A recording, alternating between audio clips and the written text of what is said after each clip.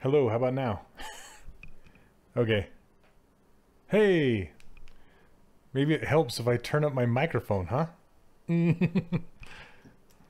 Alright. Sound. Should have sound. There you go. Alright.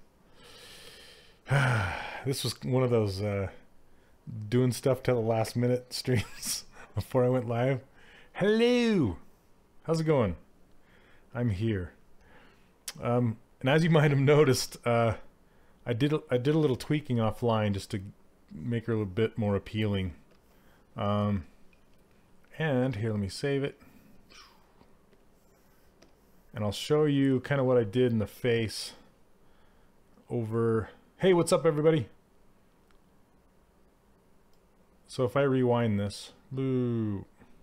Okay. So here's where she started out as with the last stream. Right here.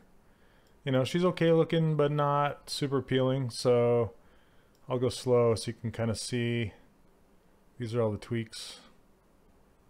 Adjusted the mouth. And I did a Z remesher too.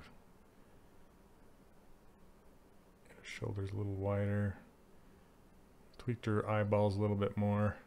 Boom. That's where we're at. Hello. What's up, Joner? Okay.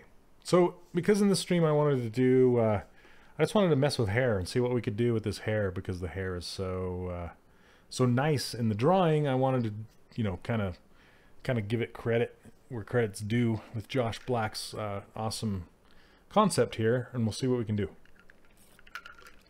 And I also grabbed some new brushes that I want to try. They're made by Funky Bunnies. I can't remember the dude's name, but he goes by Funky Bunnies. And let's see. Let me give you a link.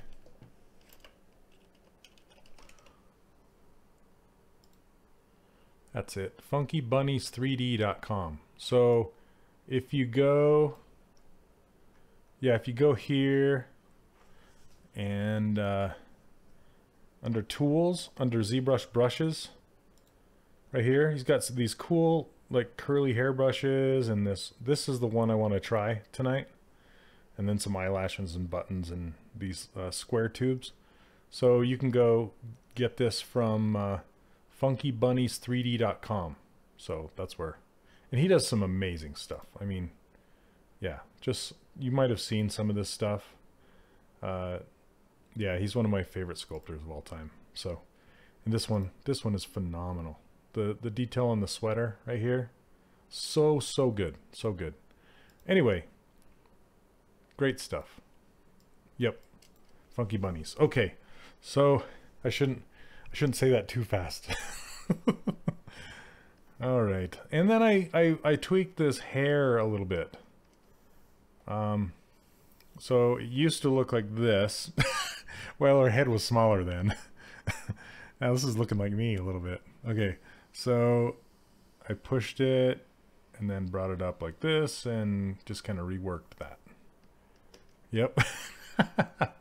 I made her forehead quite a bit larger. What's up, Eric? What's up, Yeto Art? How's it going? Yes, I am grandpa now. I am now a grandpa. Yep. Let's see. Hey, what's up, Sapphire? Do you use the Unify button? Not really. Not, I mean, I've used it a couple times. I typically, the reason I don't is because if I'm going back and forth between a program like Maya, Unify will kind of mess up the scale. So I will typically just try and stick with a scale that I want to keep. If I'm just doing a sculpt in ZBrush and I'm not going to take it anywhere, and the scale is just getting crazy huge, then I will use Unify. But thanks, Joanna. But I'll typically, that's why I have the ruler in here. The ruler I made, this guy right here. Just so I can keep everything within that ruler size, and then I know that I'm good to go as far as scale goes. So I typically do not use Unify. Okay, so let's see. I want to just create kind of just a surface for the hair. So I'm going to delete some things. Maybe even one more row out like that. And maybe this one. Okay, let's try that. Auto group that. And then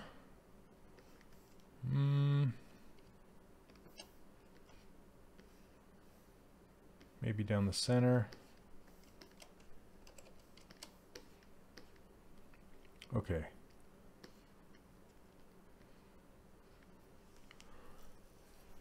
Okay, let's see. Because I just want these surfaces right here, these two, the pink ones. And then we can delete hidden. And then we can move it around a little bit, straighten it out. I mean, that's going up and over the shoulders, but basically what we're doing is we're creating like a base just to make the hair flow down. And there's a few ways to do this with curves. You can either do it like with creased edges, you can do it with poly groups, and yeah, just different things. So what I want to do is I'm just going to get some things into poly groups. So I'm going to group that. Group that. Am I doing this right? Yeah. Okay.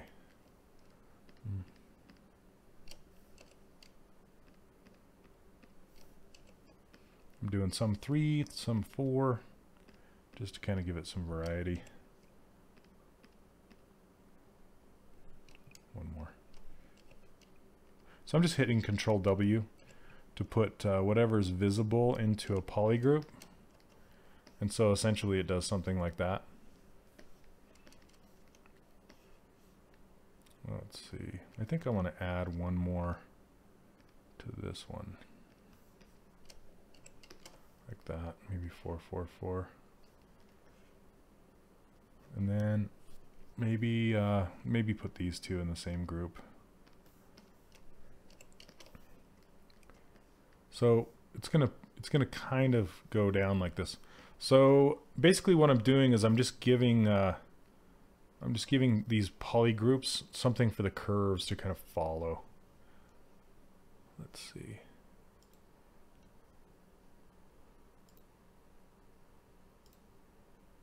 Okay. Then if I go, let's see.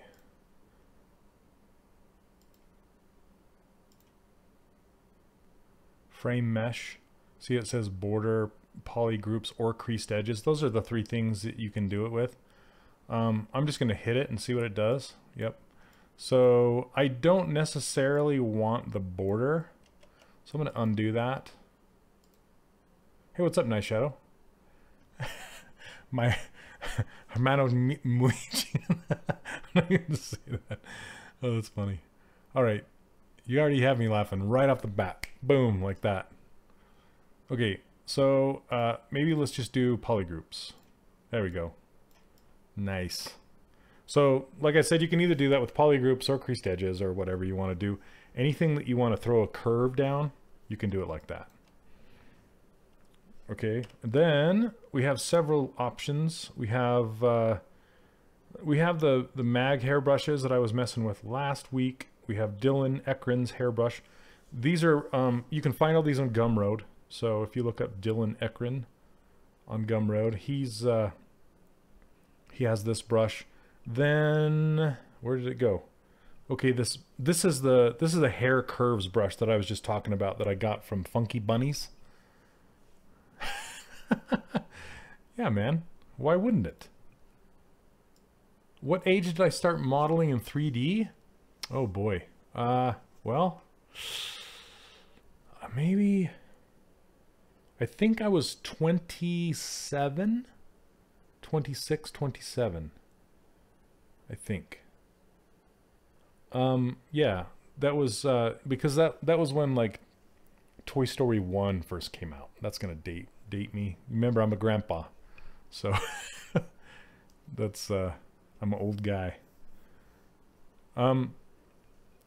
So I'm trying to remember, it was like Dream 3D, I think it was called, made by Corel.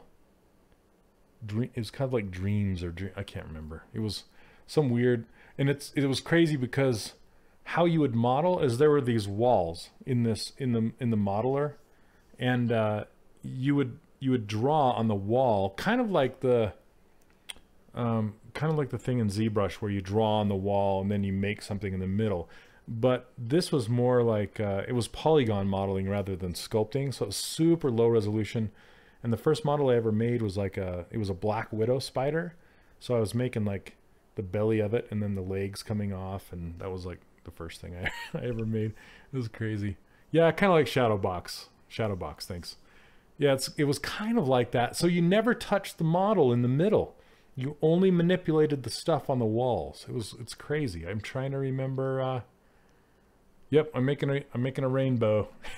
Rainbow. So anyway, this back to these curves here. Now that I have these curves drawn, you can see that there are these brushes. These insert multi-mesh brushes, and these are all the ones that come with that funky bunny brush, which they're super cool. And there's a whole bunch of different ones, and you can click on, let's see, like this wide cover, for example, and we'll just click on one of these curves, and you'll see what it does. See that? And the hair size, let's hide this for a second. You can see how it makes all these strands, but it's super even, and it's very mechanical, and it's not that organic. But you'll also notice that each hair strand, all the little strands inside, they kind of come with it. So you can't, that's kind of the difference between this brush and Dylan's brush. I'll show you in a second. So, and the width is based off of how wide your brush is. So if I make a really small brush in the red, over here when your brush is red, so if I make it small and click on here, it goes smaller. See that? Let's see. Yeah, Shadowbox. I'm not a huge fan of Shadowbox. It's kind of fun. But hey, what's up, Harry? You saw the create awesome topology. The person used Z-remesher guides. Yes and no. I don't have the luck, I guess, with Z-remesher guides that most people do. So what I typically do is what I did in the last week's stream is I will raise and lower the geometry, like making peaks and valleys. I just have better results from the Z-remesher if I make the Z-remesher follow the peaks and valleys rather than a the Z-modeler guide. Not Z-modeler. Z-remesher guide. That's this guy right here. Yeah, I will use those occasionally, but not very often. Yeah, the mouth and the eyes, it still doesn't quite get me what I want. So anyway, let's see. So I'm going to show you the Dylan brush really quick. Here's Dylan. And you'll see he has several different types up here, these multi-thick, thin brushes like this. And if I click on the surface with this one, and you'll kind of see it's going from thick to thin to thick again. And you can adjust that under let's see, curve modifiers, and this curve fall off, I believe. Kind of tune it this way. Yeah, see how it just kind of turns to straight? But the difference with these are if I hit auto groups,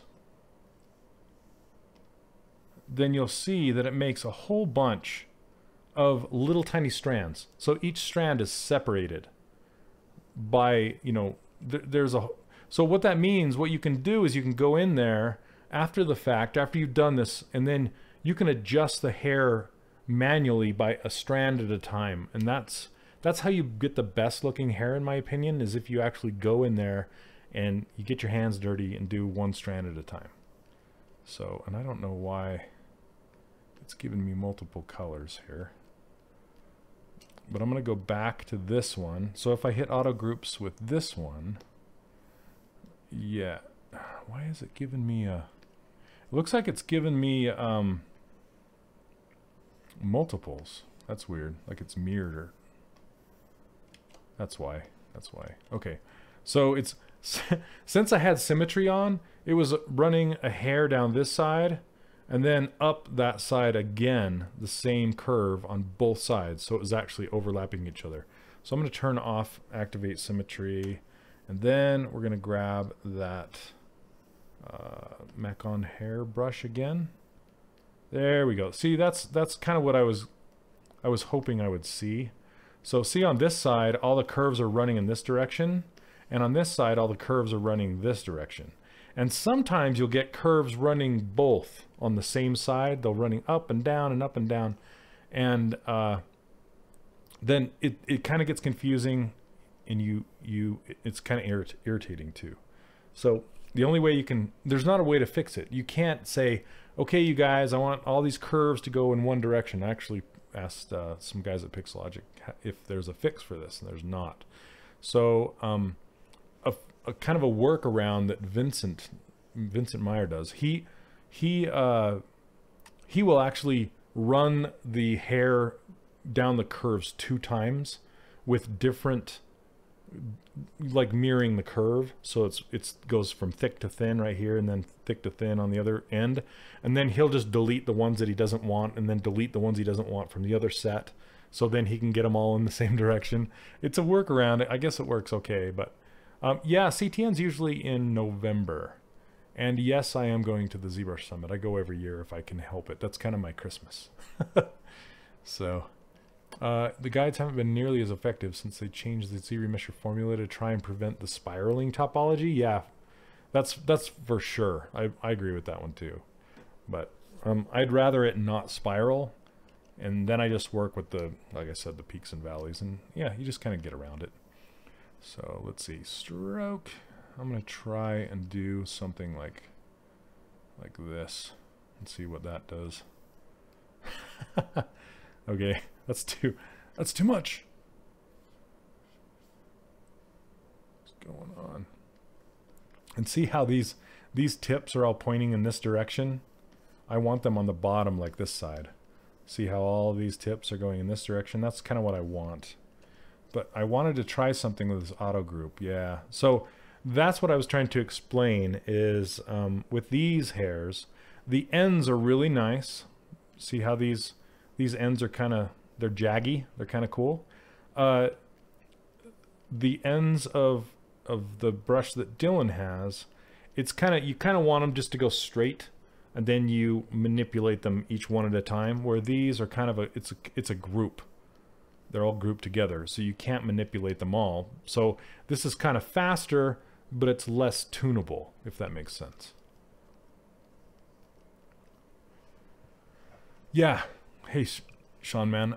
Yeah, I'm using I'm not using Z-remesher curves. No, I'm using just regular curves that. So I essentially made a base. Let's see. I don't know if I can go back, but yeah. So here's the base. I basically made a base with a rainbow of colors, and then I framed it. I framed the mesh. So so when I frame the mesh, it just basically put curves in between the polygroups. Now I'm just trying different things here. Have this go like this.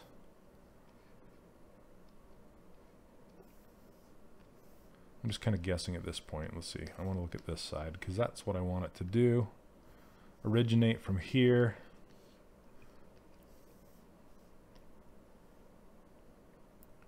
Put count. Yeah, this is it's something I learned from Vincent. So Vincent, let me see if I can find his stuff really quick.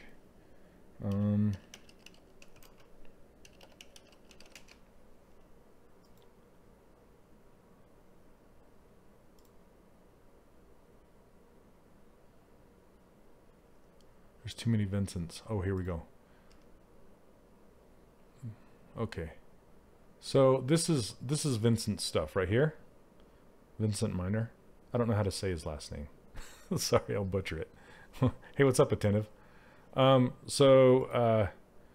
He made this Mary character, and this hair uses Dylan's brush, and he also has a Gumroad tutorial showing how he did this hair, and you can get it from Gumroad, and he talks about basically this technique that I'm showing you guys a little bit. He goes into more detail than I'm going into right now, but yeah, for the most part, it's the same deal. Okay, I'm gonna try. You can try these other brushes too, and just kind of see what it does. Yeah, those are pretty cool. There's a thick and a thin. So see how it comes with a sidecar and a fat one, and this is kind of the other direction. And what I can do too is maybe just like, you know, do different curves and just kind of run the different hairs down different curves, so it's not all the same hair going down each curve, you know. But I wanted to look at Dylan's brush again, because this is the one I'm used to. I'm just used to Dylan's. I either use the multi-thick A or B. They just come with a different variety. Let's see. I don't know what in the heck it's doing here. It seems like it's wanting to it's still putting two strands down the one curve.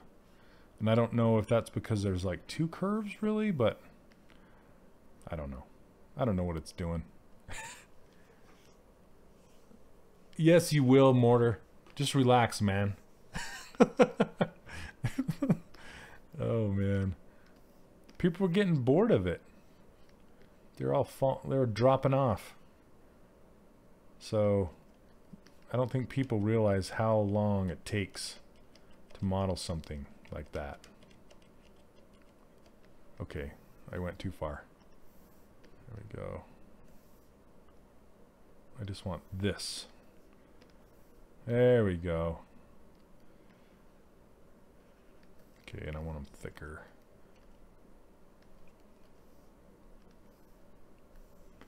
Need to fix this. Let's see, focus shift. Do you guys remember what this how to do the steps? I'm trying to remember. Curve radius. I'm trying to remember, is it this one? No. That's kind of the radius that it goes around. Is it under functions, smoothness? Maybe it's smoothness. No.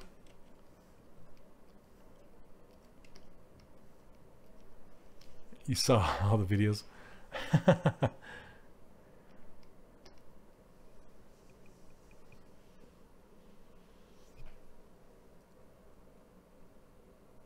Let's see. Yep, what's up, Scott? How's it going, man? Yeah, I'm trying to remember where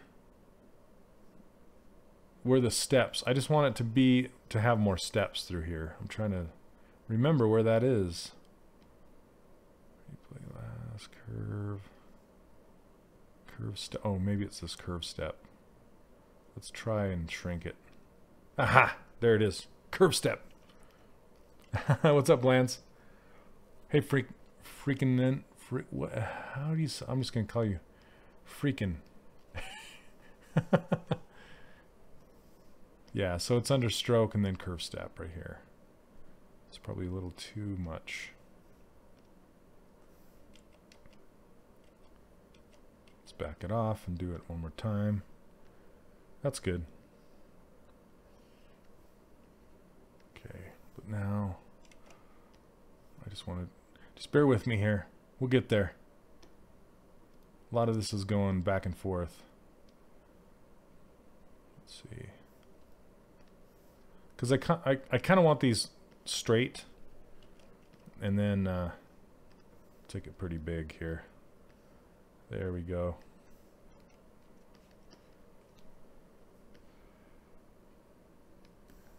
I'm going to turn the steps up a little bit more.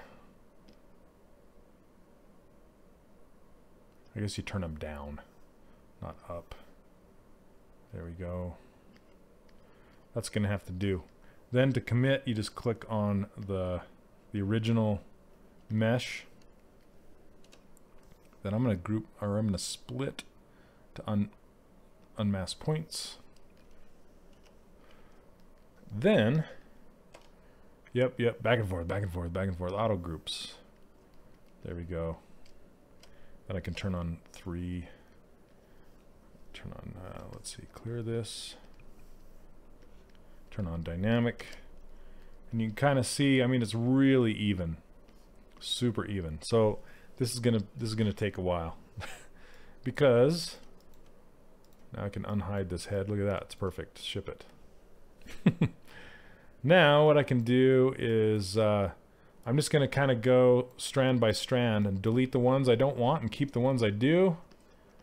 And hey, what's up, Ronnie? Thanks, attentive. Yeah, man. No worries. Okay, the secret to this hair, to manipulating hair. Sorry, my nose is itching. Somebody must be talking about me. Isn't that how the saying goes? Let me hide this too. I don't want to see this. Just this. Okay.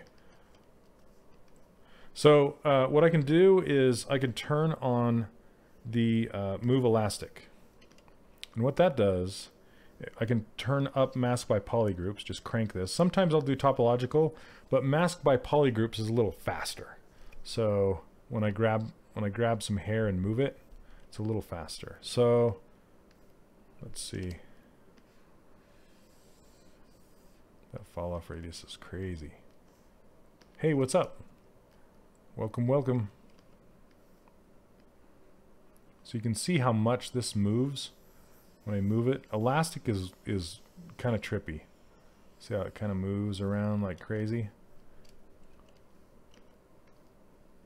So the smaller the brush, let me see if topological actually works better with this. No, it's about the same.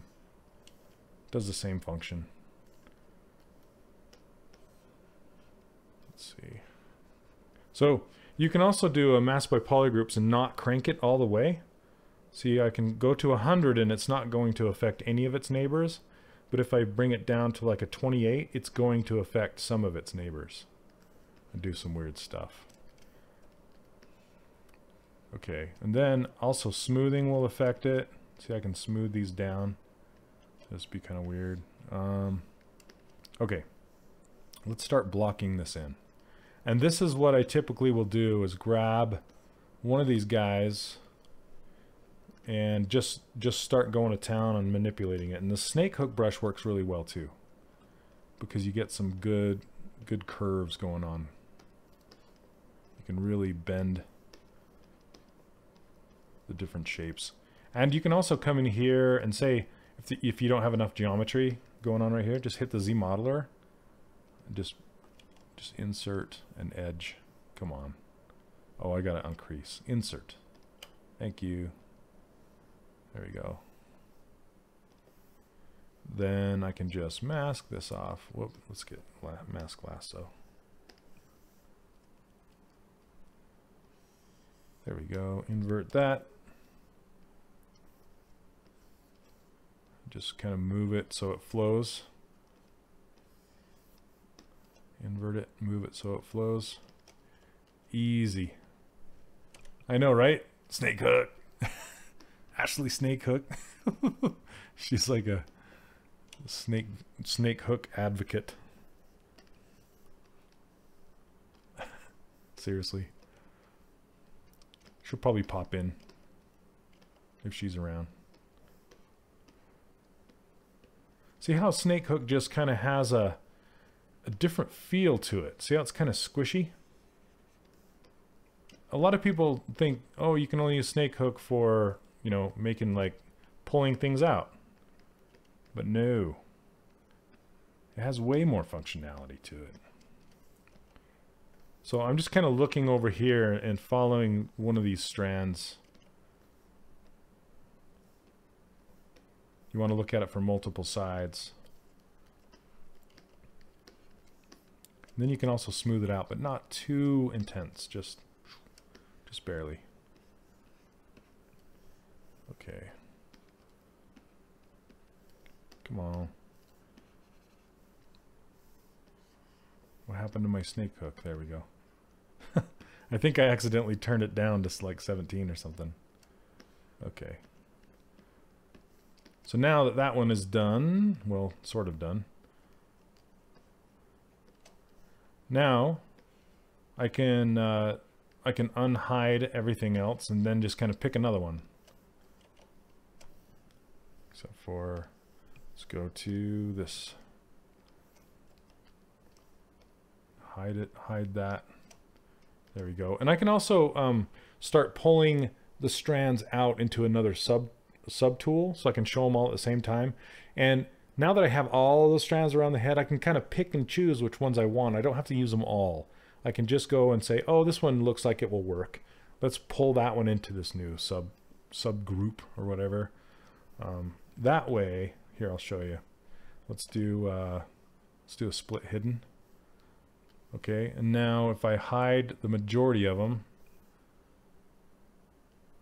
and then I'm just working with these two, now I can turn on my dynamic subdivisions and it'll go smooth. Then I can work with that smooth stuff. You can also use any brush with these, like inflate, if I want to inflate these guys. You know, deflate the tip of it. But you got to be careful because it'll do stuff like this, so then you have to go and smooth it out.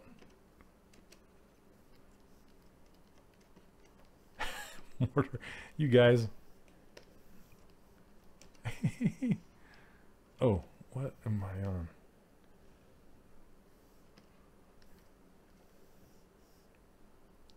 Why is it making curves? Stop making curves. Okay.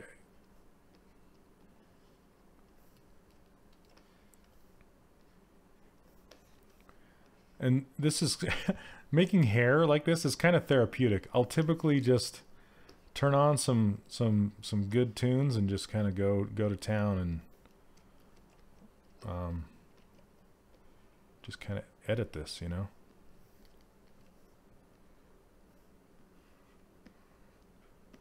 And I just look for the flow of it, because you can introduce warbles really easily with hair.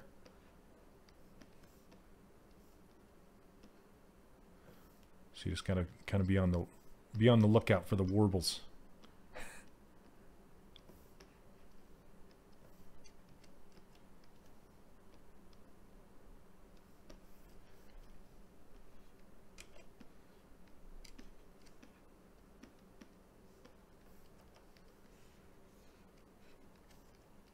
Woibles. All the little woibles.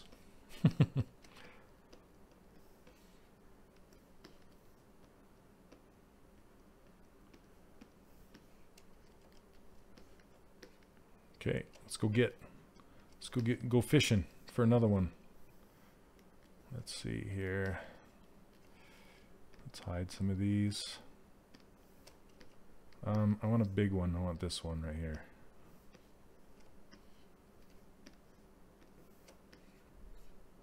Okay.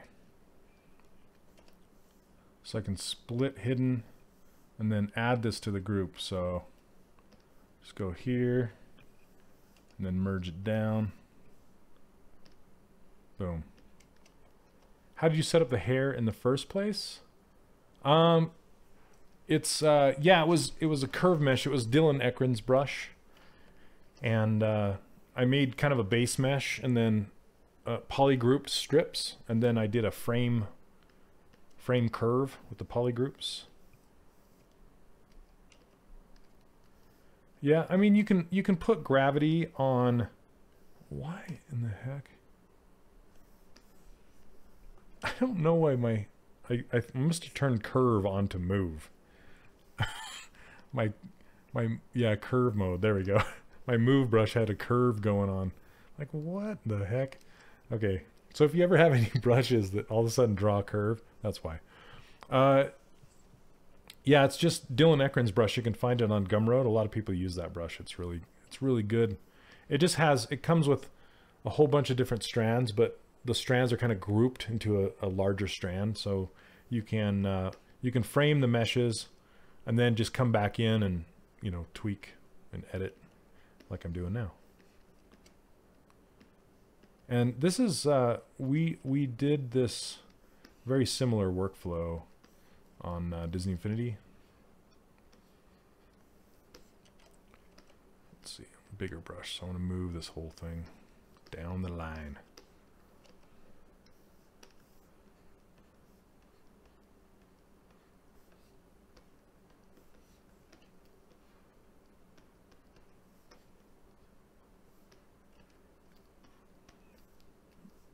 And you kind of have to be careful with just consistency. I want this strand to go behind the ear. Oh, thanks.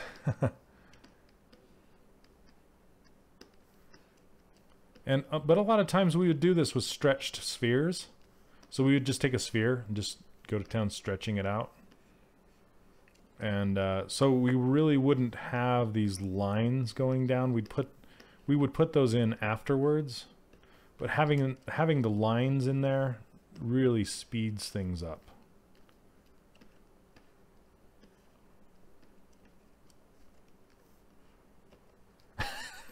Yeah, this is my bad. Pedrag, that's my bad. I should turn on red wax right now. What am I doing? Total noob.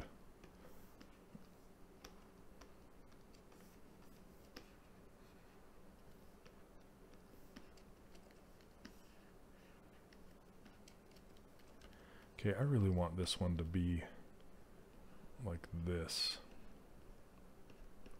Like that concept. I really like that.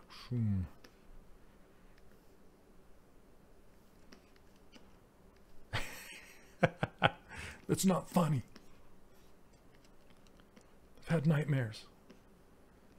My dreams are all in red wax.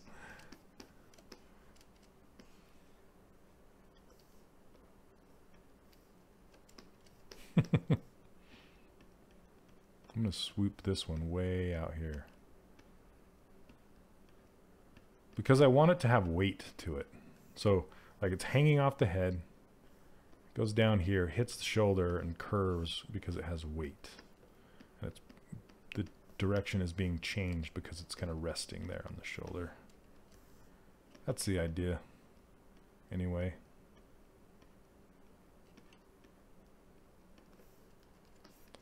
In red wax. See, it's crazy the amount of editing that you do on these these hairs. Because it's just like, how is the flow working and is it working? And if it's not, how do you fix it? You want the pieces to overlap each other but not go into each other.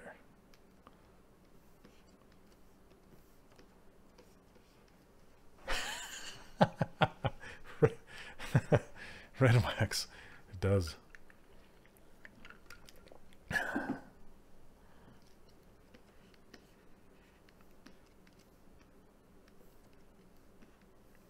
Okay, let's go get another one. You just kind of repeat this process.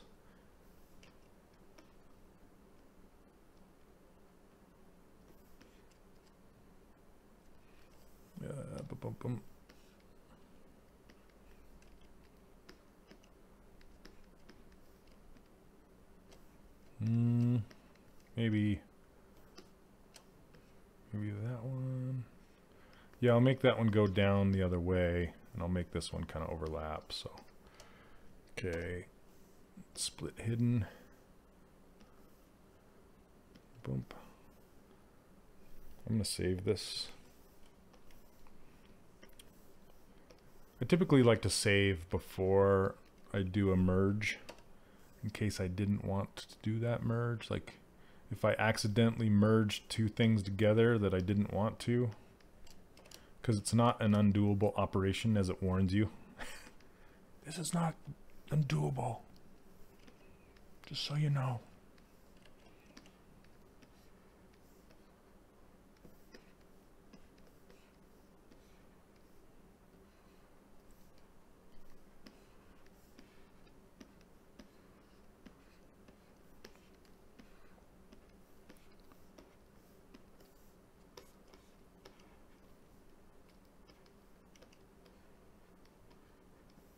I want this to be right on the head and kind of follow the angle and then curl right at the tip here.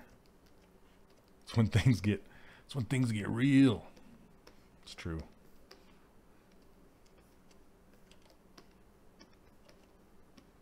You have to kind of be careful with smoothing too, because there are some support curves in here. See that? These three curves right together, these going down the length of the hair. If you smooth it, it's going to make them separate like this. And what those support curves are there for is to make a solid, like a really crisp edge down the length of the hair. So that you just need to be careful around with smooth. Be careful with smooth. Any suggestions for twisting a strand? Yeah, there's a couple things you can do. So, like for example, say this purple one. If I want to twist the bottom of it, you can drag.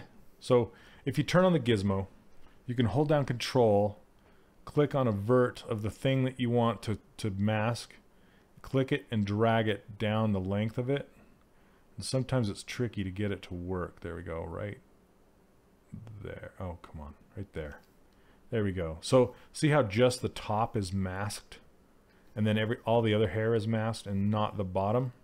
So now what you can do is you can kind of put the gizmo sort of where you want it.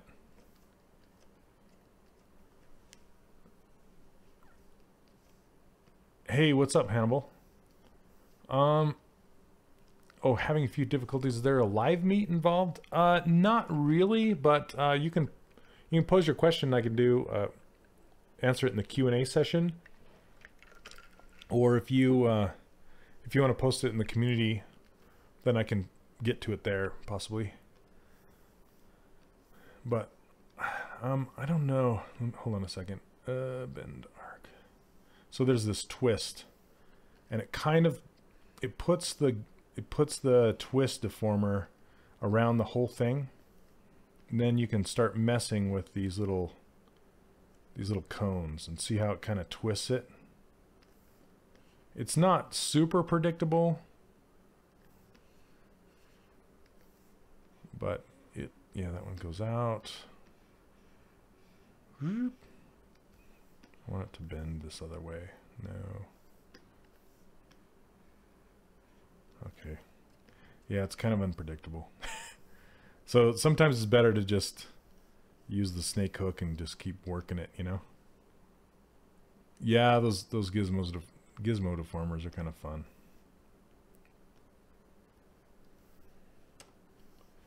So, Hannibal, to answer your question, yeah, it's just I'm trying to figure out a better way to answer questions like that other than just the community, and because they don't always get answered the fastest, you know.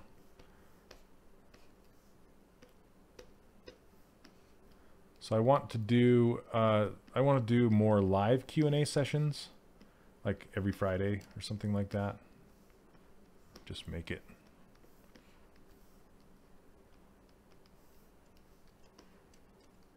Oh, is Daryl in here? Yeah, no kidding. Yeah, if you guys haven't seen it yet, one of my students, Daryl Uribe, he put his character up on ArtStation today, and it's trending like mad because it should. It's insane. It's so good. Very, very good. Thanks for bringing that up, Scott.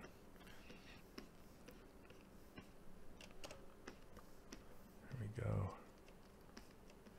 Was it? Oh, that's awesome. Congrats to Daryl for that.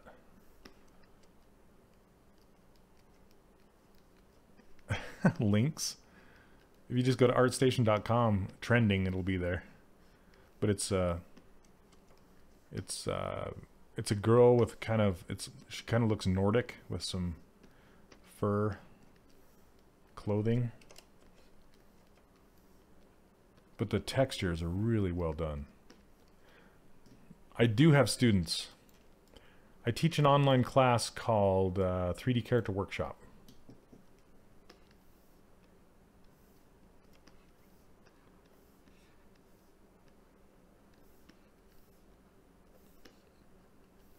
Let's see. Boom.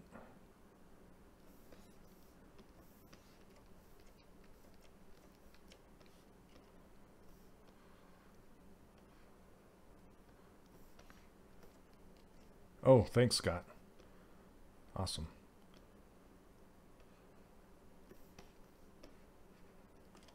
Sometimes that's kind of why I leave the wireframe turned on sometimes, is because you'll accidentally grab the one behind it like this. I want to grab the purple one, but it's grabbing the green one. And you can only grab a strand by the vertices, by the dots. So it's easier when you have the loops showing, so you can actually grab the dots. Okay, let's see. Let's get the flow of this one better.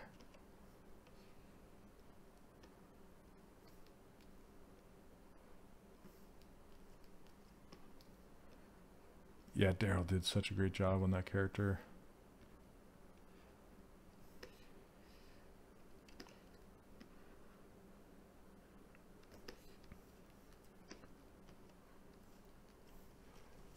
Oh, Daryl's in here. Hey, what's up, man? Daryl, you did such a great job.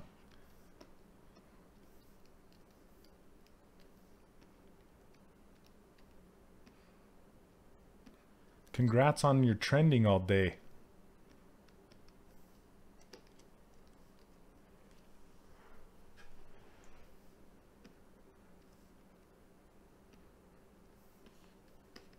That's how you know the people are digging it.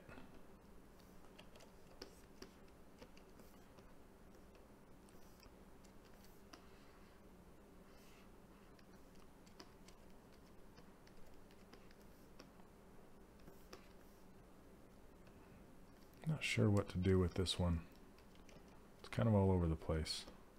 Maybe I'll make it simpler. Hey, what's up, Sean? Good morning. Where are you? Excuse me, jeez.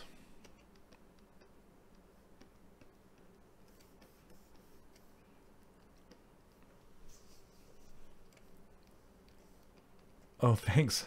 Yeah, my pleasure. It was just fun to watch you, make it, create it.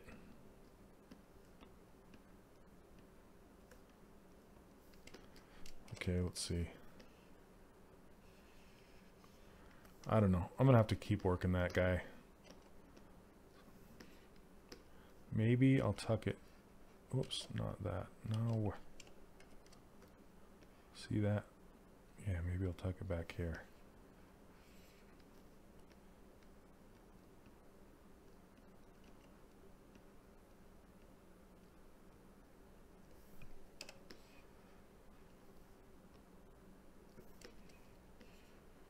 That's better, and I can make it hang like this.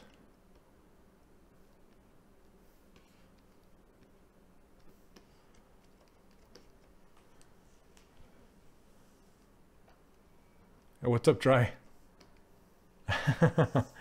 He's the real Pagu, sorry. Some people say I have like a Bob Ross soothing voice.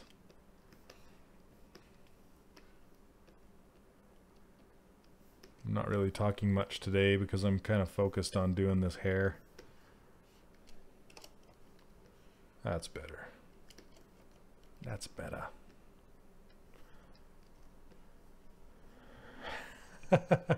Ah.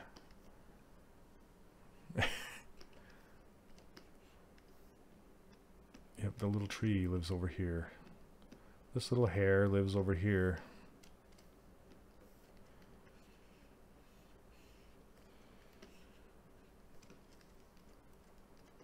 Oh, delete some of the strands? Yeah, you don't have to use every single strand. It's not required. And I'm also trying to pay attention to the silhouette here, and then how it hangs, like the weight of it. So you want to kind of keep it straight, but have some interest and some overlap.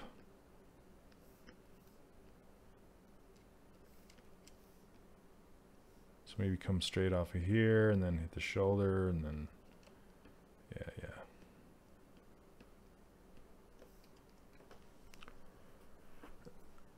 Talk about nonsense. Oh, sorry your dog was in the hospital. That stinks.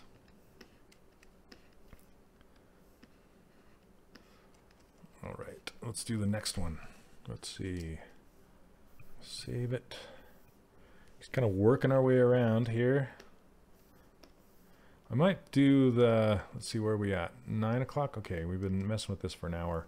I'm gonna do this other side and then work my way around the back and then finish the back after that. What is that? I don't even want to know. Sounds bad.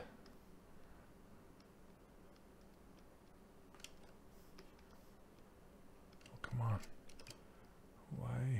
Why you no grab? There we go. I really like to bend it right down into the part. So let's get another one of these, big one. Split hidden. Merge it down. Boom. There we go. Clear that mask out. Okay.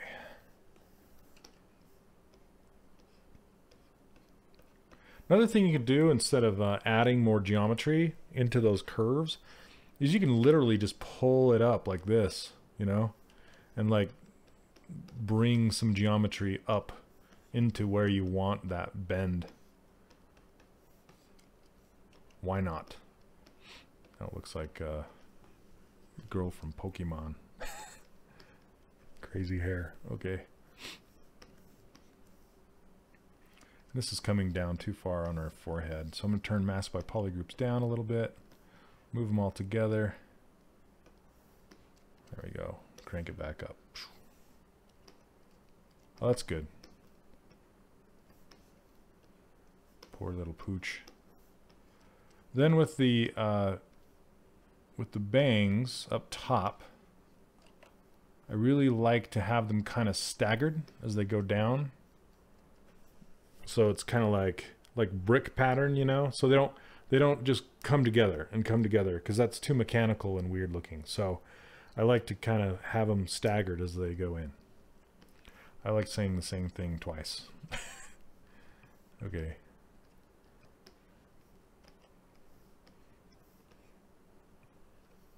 I really like the bend of this one, this and fall. All right, man. Take care.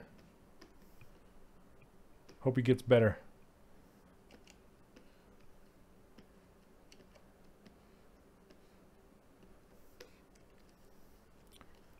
And then I want to kind of get it close to that eye. Work in that asymmetry. And then I want it to hit that shoulder and turn. All right, see ya. No worries. Okay. And then I'm trying to get it to end like at the base, you know how our body is ending. So I'm kind of just working it into that design and having it kind of even out and end at at the base of where the bust is being cut off.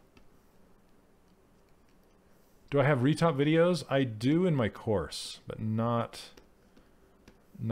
in a stream.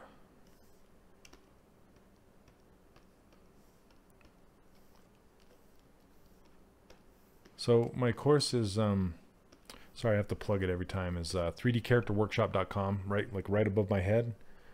And I do an online course, and I do cover how to do retopology in there. I want to make this one pretty wide.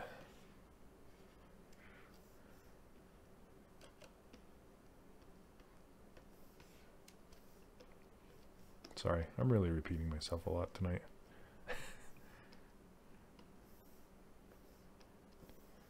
Okay, and then flow.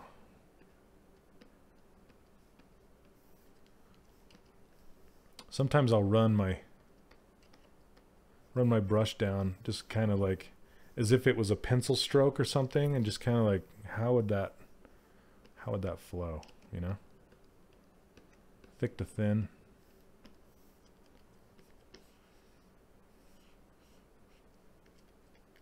And I really like how this hair is coming out from underneath. So I'm going to take a strand and go behind the ear and then bring it out in front. Like this, yeah. Let's see, I might break that silhouette. Okay. Let's go gather another. Yeah, maybe that one. Yeah, sure. Sure. Split hidden. Merge down.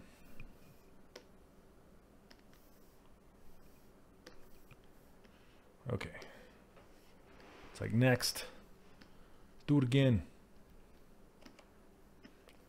And this one, like I said, I want to run it behind the ear. And then I'll fill it. See this gap that I'm creating right here? I'll fill that with some smaller pieces. I'll make some really big moves and bring that, sweep it all the way down.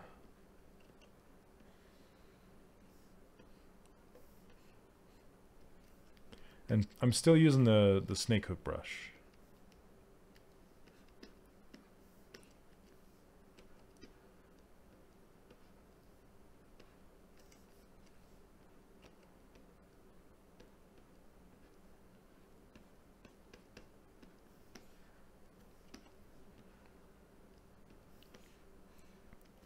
I want to get it to lay right down on her body there.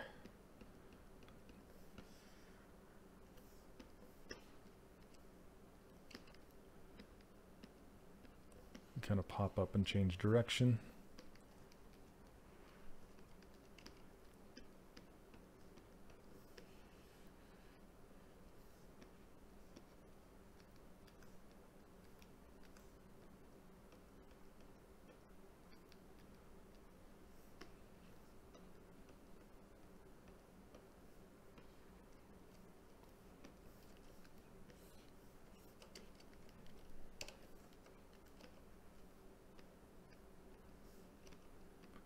There we go. It's awful. Sometimes I don't like streaming without music. Because when I start to get into the Zen mode, it's just kind of like, where's the music? I'm just listening to silence. I feel like I have to fill the air with my voice sometimes. I'll break that up with some smaller bits. Smaller. I need something to kind of come around this way and end back in there. And then some little guys to come across the top. And I feel like I need to inflate this, because it's very flat.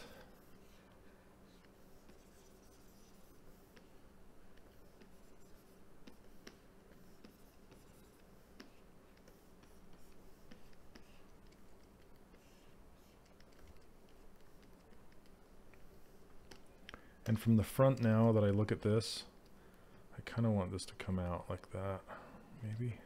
Whoa.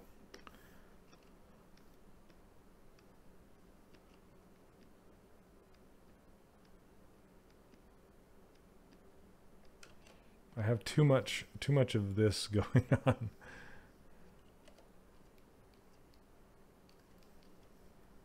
Oh, thanks. Yeah, I know there's a lot of people that just kind of turn it on and sculpt and don't say much, but when I'm watching other streamers, I kind of come to listen to what they have to say too, you know? So I try and be that guy.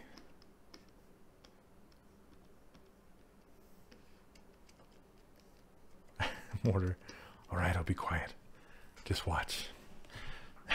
No. All right. Let's see. Is it curving too much? Man, those other brushes really have me curious too. How they end.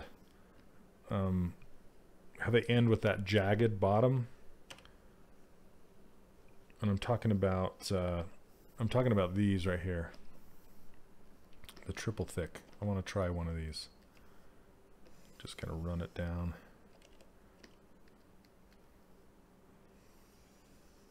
So if you make your stroke with a smaller brush, it will subdivide that line a lot more than if you were to make it with a larger brush. Oh, that's smoothing down a lot. Here, let me see. Turn the curve step. No, it's one. The Bob Ross of Twitch. Thanks. Okay. That's interesting. Very interesting. See how it has these, it has better ends than this does? I kind of like it. Let's make it thicker. Ooh, that's kind of good. That's kind of good. Happy little curves. Happy little tips. Little tippies.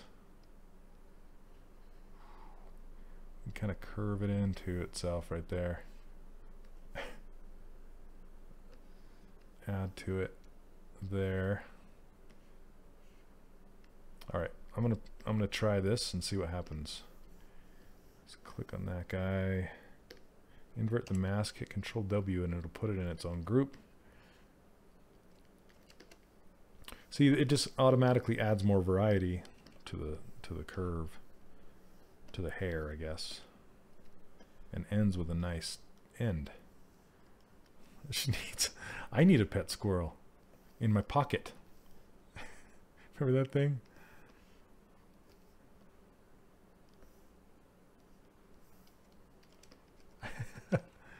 Little pet squirrel. Do you guys remember his name? I can't remember his name. The squirrel had a name, like Roger or something weird.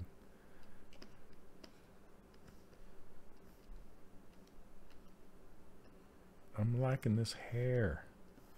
We're on a path of experimentation tonight. But I want it to curve.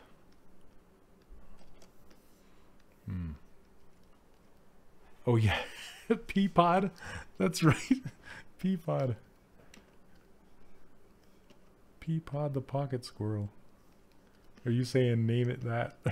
I can't. What was Bob Ross's squirrel's name? It's Trivia. Bob Ross Trivia. Bazooka, there it is. Boom. I'm gonna hide this strand. There we go. Man. But now it's not even doing what it's supposed to be doing in this concept at all.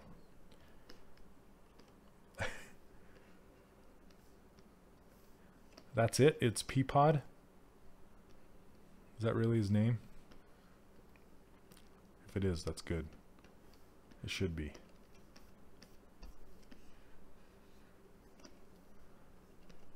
Because Peapod's an awesome name. Pea pod.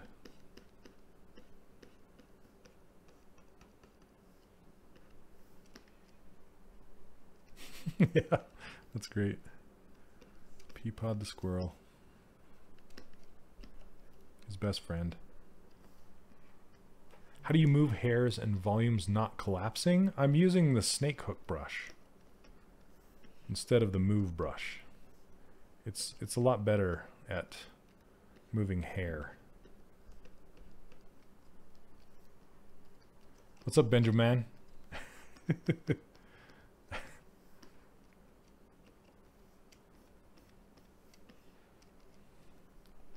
Benjamin.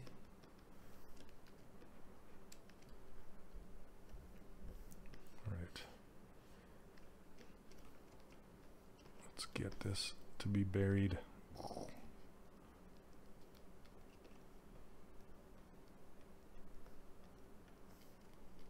Team Snake Hook. Show me.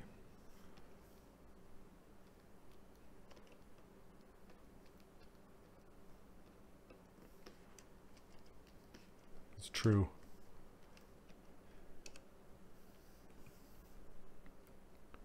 I'm going to delete hidden.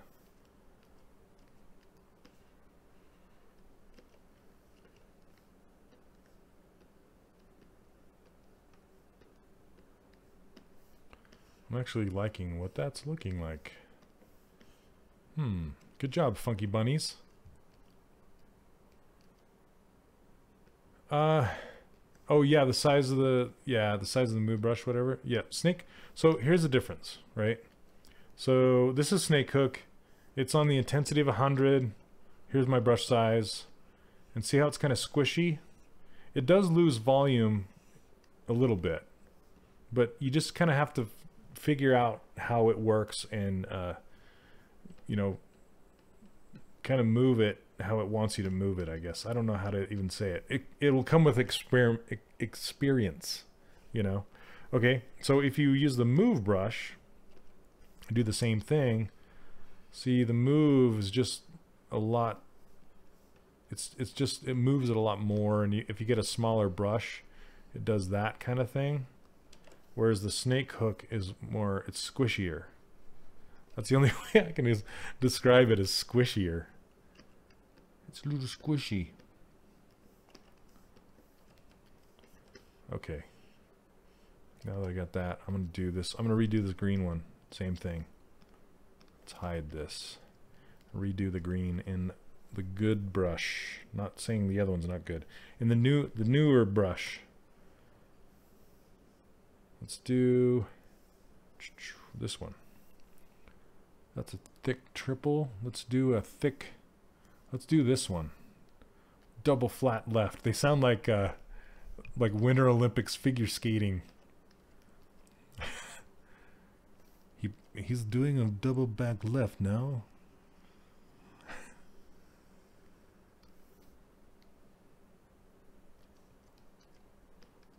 Yeah, it's a lot more sensitive for sure. You have to be careful. Shrink. Okay. Hit him with the double back left. It's true. Let's make that bigger. There we go. Okay. That's just going to have to be close enough, and then I'm going to move it.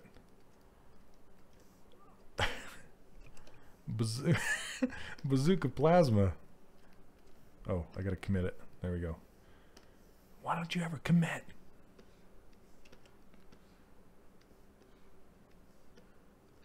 Okay, we're gonna hide that green.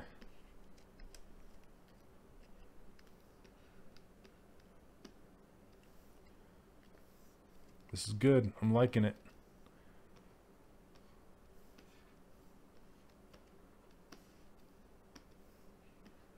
Gotta tuck it behind that ear though.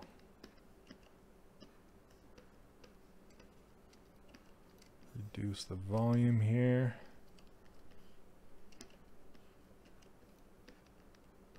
Flatten it out.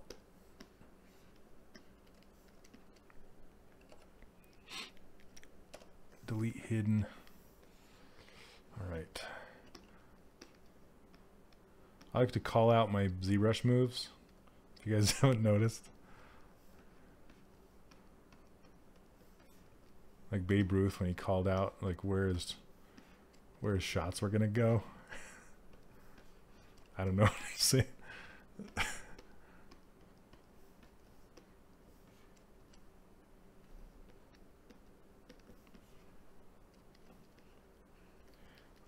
You always want to look at this from all directions too. Just because it looks good in one direction doesn't mean it's going to work in all.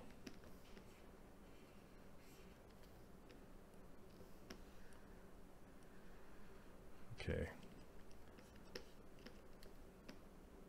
Shorten that up a little bit. Move elastic. So move elastic is yeah, it's larger. So if the snake hook is sensitive, super sensitive, then move elastic is big. See how it's moving the entire thing? Which is, it's fine, but you probably want to turn your sensitivity down so it doesn't move the entire thing.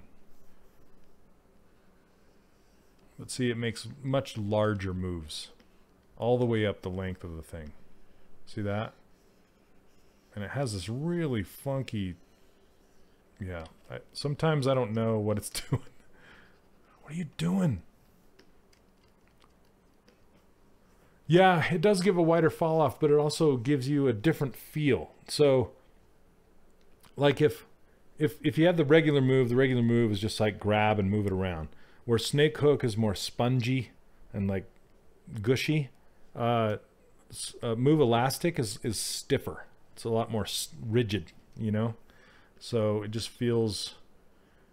It feels like it does have a larger fall off, but it's also more rigid. I guess is what I'm trying to say here. Okay.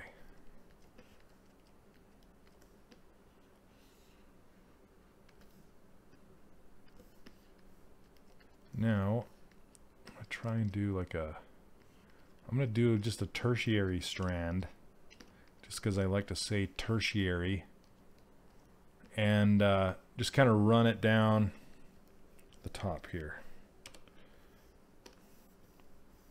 And let's make it like a flat single, thick single.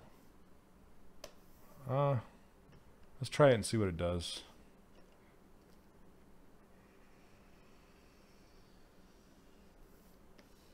Whoa, that didn't snap too well. Yep, we're just gonna do some tertiary things right now. So I don't know why it's not hugging the surface. It's not doing a very good job. And I think sometimes the reason why is because the underlying hair is not very dense. So it's trying to snap to a very low, but that's okay. So let's see. So now that we have just that single strand, we can commit it and then just start pulling it around with the snake hook. Just get a super big brush, kind of move it into place. I don't know what that tip did. Look at that little, it kind of looks like a hand. It's like, hey, how you doing? What? That's not good. Why? Oh, because it's polygrouped. That's why. That's why. Okay, let's polygroup that correctly. There we go. Because I have polygroup masking turned on, and it respected it. Respect it.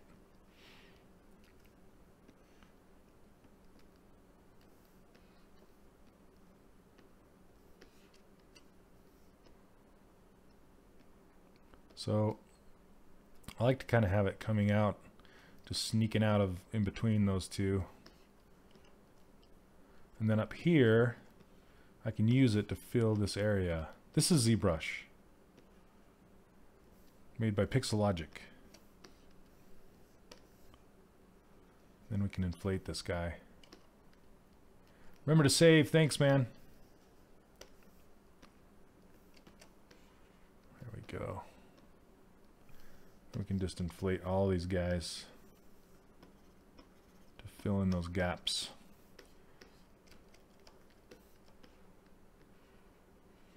There we go. Let's turn this off. Not too bad. See, I'm liking the left side a lot more than the right. So I'm going to replace those other ones too. This one's a little hard-edged compared to the others, so I'm just going to smooth it out. There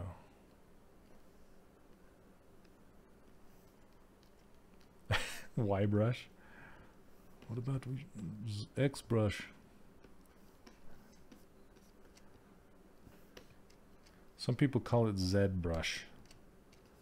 Z. We got some warbles going on now. Get those out of there.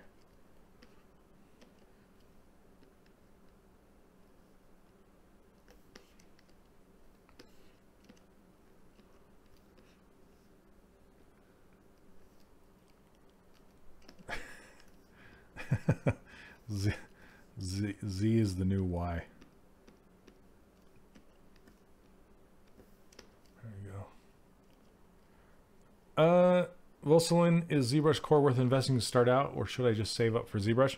So that's the thing. If you do get ZBrush Core, the money you spent towards Core will go towards the full edition of ZBrush, which is awesome, because then you get to try it while you save up, you know. And you'll get used to like the navigation, you'll get used to Dynamesh, you'll get used to polygroups, all sorts of things like that. So I think it's worth the investment for a beginner to start to learn ZBrush.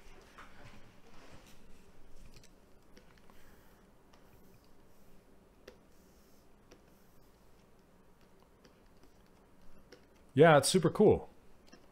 Thank you, Pixelogic.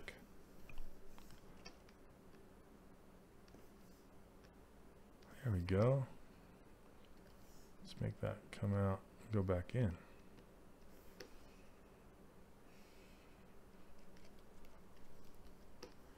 Uh, 45 day? I'm not sure. I think so.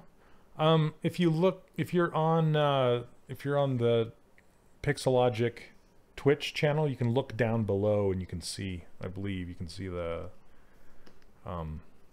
trials and things like that, and the links that'll take you to those places.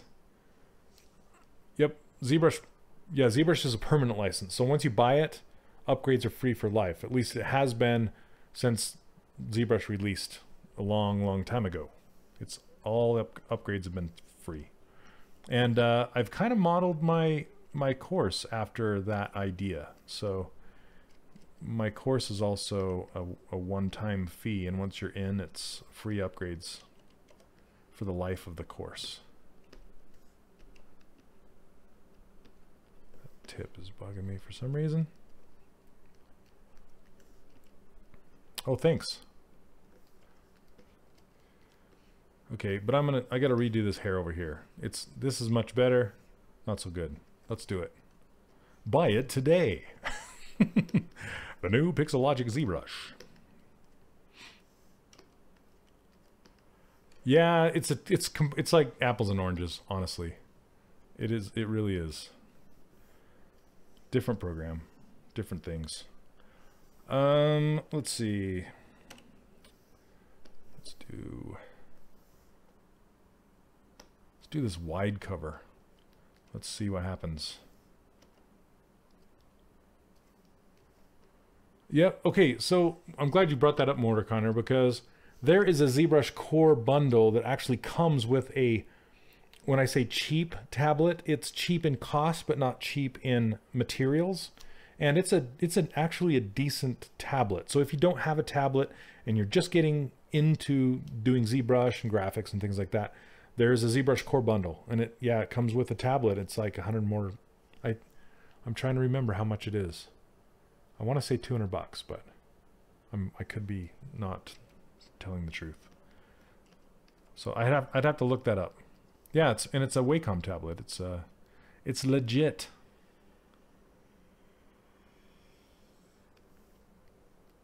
Oh, why is it not sticking? Come on.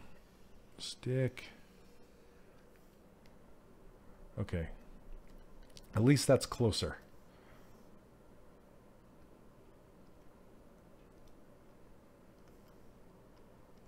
$199. Okay, cool. $199? Are you out of your mind? Okay.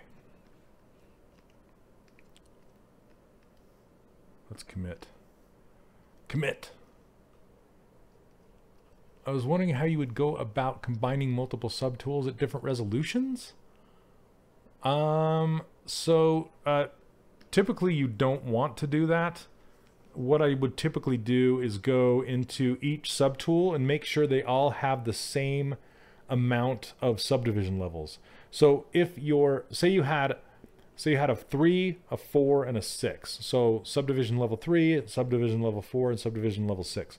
And if you wanted to keep all of your subtools at that many subdivisions for each one, what I would typically do, so for the 3, I would try and add one more to make it 4. And for the 4, I'd leave it alone. And then for the 6, I'd go down to level 2 or level 3 and delete the lower subdivision levels. So then it becomes a 4 with a higher lowest subdivision level. That way they're all 4s, and then you can merge them down together and they will keep the subdivision levels as long as you don't have layers and you don't have masking. So make sure you don't have layers or masking, and then when you merge them, you should be able to keep the subdivision levels. Then, if it's possible, you can go try and reconstruct lower subdivision levels for those areas, but sometimes it doesn't always work. But yeah, you just kind of want to find a general level of subdivisions that they'll all kind of fall into, if that helps. So yeah, thanks, Scott of Tony, if that's indeed the thing. Yeah, I've done that several times. It works great. Okay, turn off curves, curvatures.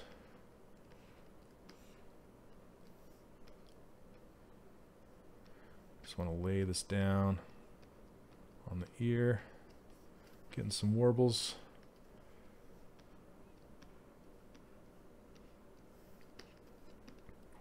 I'm gonna hide these guys.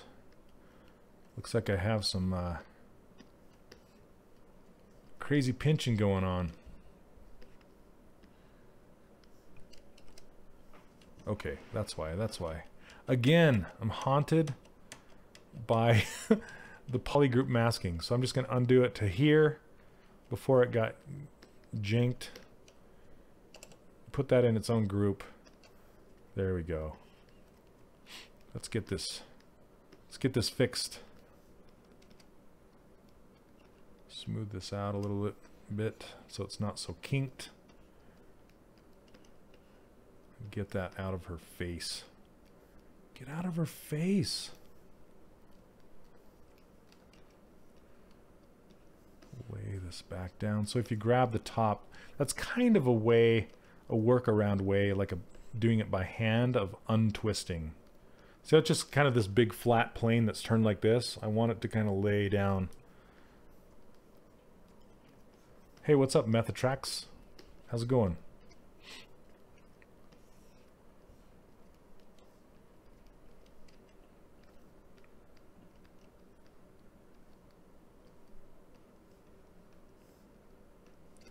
Okay.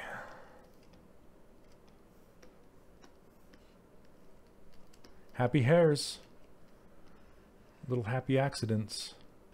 This little happy hair lives over here. And that's quite... I really need to get it closer to the head. It's really wide. It's like a fan.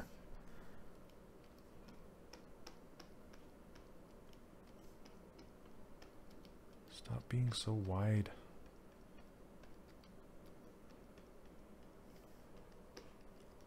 A Turcom? How does that work? A ZBrush, sometimes a stylus works, sometimes it doesn't? Eesh. Sorry, man. Windows 10, thanks. Thanks, Bill Gates. Still blaming Bill Gates. Okay, this red is going behind the ear. I think I will take this behind the ear.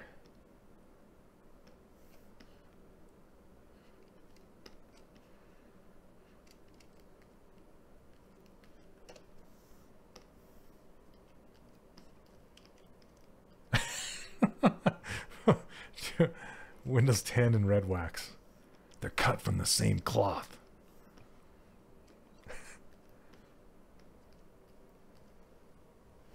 Oh, serious? With your regular mouse? No way. I have not. Thankfully, I can report I have not had those issues.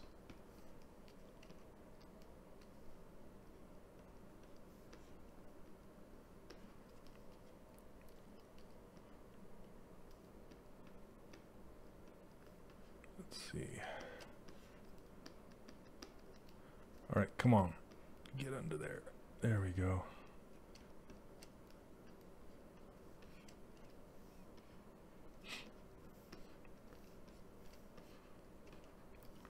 Okay, this will probably be covered by other hairs. Oh, hey. From Slovenia. Slovenia.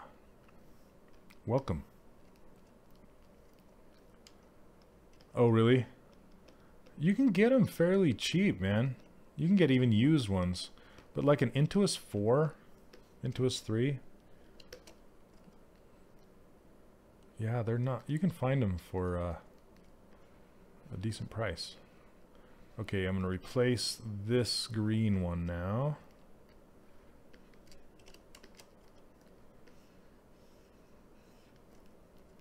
Now this one's all running wild. Running wild and free. Okay.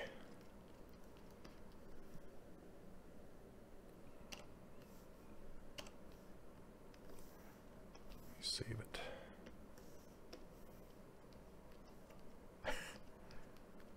Running wild and free. I'm gonna have to make my own music. So I'm not listening to any.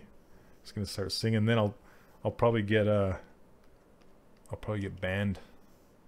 Anyway, because it'll recognize, because my voice is so good, it'll recognize a song and ban it. I'm kidding. Let's see. I want maybe this one. Thick double.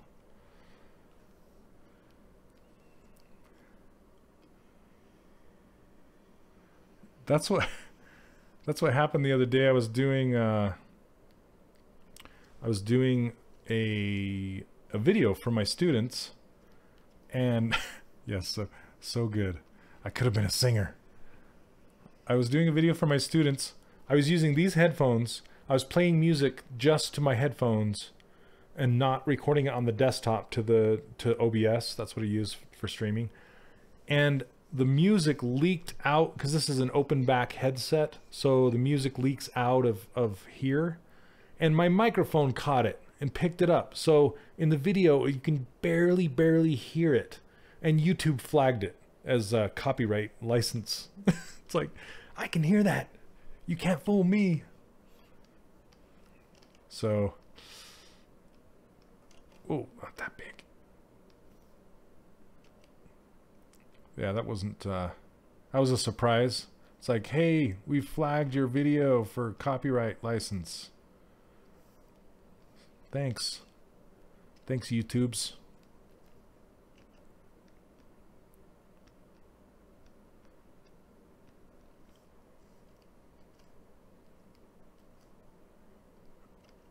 So this software, i7, you can do it. I have an i7 with, it's very close. I have a Surface, Microsoft Surface, and it will run ZBrush, but you can't, you'll notice it slowing down when you get a very high resolution figure or a character. So you could kind of stick around, I would say, like 7 million polys and be okay. You can see right here, see the active points. This is 300,000 points that she has right now, which you could perfectly do on a laptop, would be just fine. But as I go and my characters get really, really big, then you'll notice a slowdown on a laptop like that. Are you the oldest here? I don't know. I'm 46. Are you older than me? I'm a grandpa. I just became a grandpa. What kind of CPU? Oh, just, yeah, an i7's fine. But the more cores you have, the better. It's all about the cores. So, like those new Threadrippers from AMD, that's what you want if you can do it. Forever 21.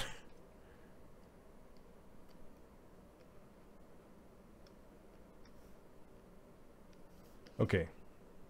Let's commit that. Beat you 40. Not bad. Okay, let's delete hidden.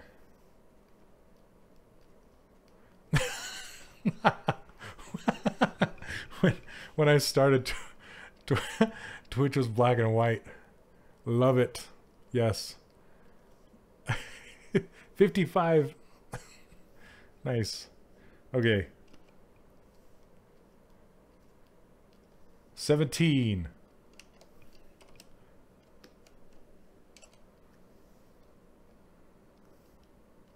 I have a 20-year-old son. He's the guy who made me a grandpa.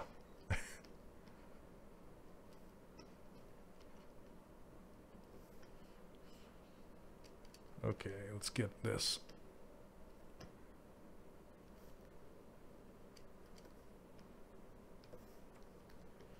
I'm liking these brushes. I am a fan.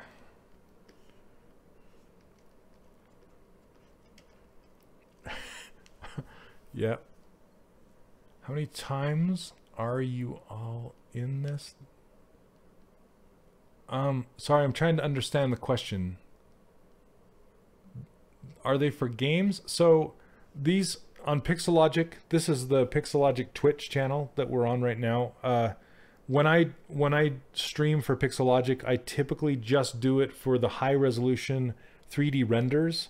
But I have been in the game industry for about 18 years before this, and I did low resolution game characters. And you can make game characters based off of these high resolution characters, but I don't show typically how to do that when I do my streaming.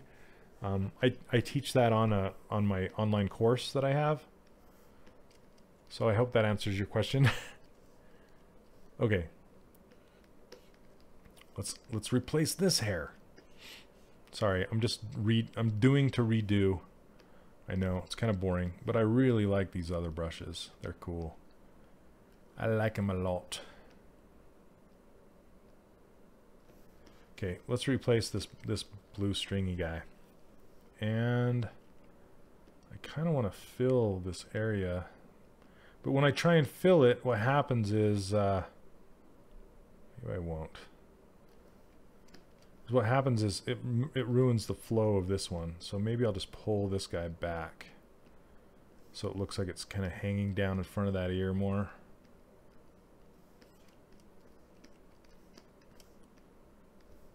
It's pretty straight. No. So, yeah, I was using the Dylan Ekron ones, but the ones I'm using now, I'm just experimenting with them. So this is what I came up with the Dylan Ekron brushes. And this is what I typically would use because it has so many strands that I could go in there and manipulate each strand alone by itself like that. But now what I'm using is I'm using these brushes from Funky Bunnies. So if you go to funkybunnies3d.com, let me see. Oh, I had it. There it is. tools. I'll grab the link for you guys. Okay, so here you go. There you go. Okay, so yeah, if you go there and you go to the here, I'll show you. So if you go to these ZBrush brushes right here, and then there's some curly hairs, and this is the brush I'm using right here. See how it has each of these? These are tri-part insert multi-mesh hairs. And these are based off of Benjamin Hale's original hair brushes. So that's what he was saying. And so Funky Bunny's just tweaked them a little bit. He also has a really cool eyelash brush and a button brush and just a square tubes brush instead of just a regular tubes brush. So there's some really cool stuff there. And Funky Bunny's, I gotta show, he just does some really nice art, like this lion here. Super good. Look at this. Yep, he's awesome. And this one's one of my favorites. Look at that. Super cool. Anyway, he does some of this hair using those brushes. So awesome.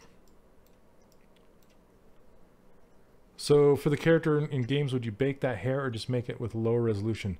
Yeah, so both. You would make the low resolution hair and then you would bake the high resolution details to the low resolution mesh with normal maps, ambient occlusion maps, color maps, all of those different kinds of things to make it look like the very similar in 3D or in the low res. You want to make the low res look like the high res. Yeah.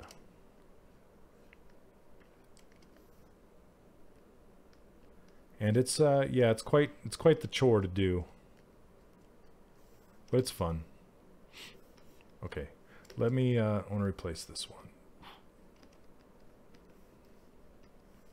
What time we got? Okay, we're doing good. Doing okay. Let's do, I really like the wide coverage brushes that he has. So like, see how they say wide cover 1, wide cover 2, and then there's just this tube. So I'm sure this tube is like what you would use for like a ponytail. So it has you know, detail on all sides, where these ones, these wide cover 2, they're just flat. So I'm gonna do this little strand first. I'll do it with this thick double. Then I'll do that big wide one in the back. So let's do a small. Let's see what that gives us. Okay, that's pretty good. Let's see. Someone who is free and have anything to do. I need.